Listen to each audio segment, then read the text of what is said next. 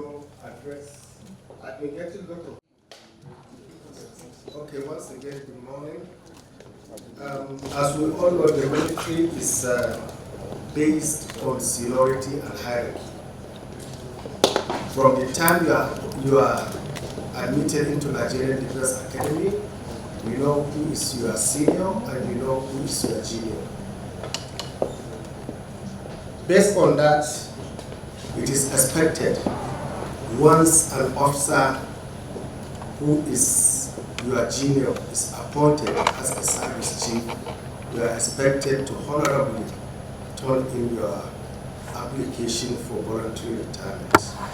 As we all know, the right to appoint Chief of Defense Staff and Service Chiefs lies constitutionally with the President and Commander-in-Chief. He is empowered by the Constitution to appoint any officer from the armed forces he so wish as Chief of Defense Staff and Service Chiefs.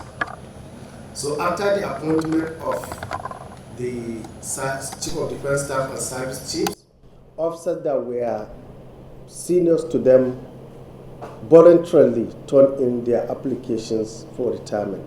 So yes, I confirm to you that officers applied for voluntary retirement because of the appointment of service chiefs who are junior to them by seniority. So I hope we have put an end to these questions that were posed to me on, well, for now, it's an individual thing, you know, it's treated confidentially.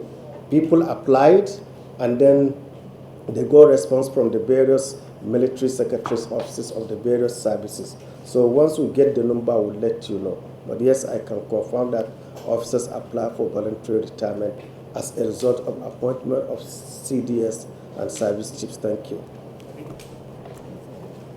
Thanks for checking out SYMFONI on YouTube. Please be sure to subscribe and like our videos for updates.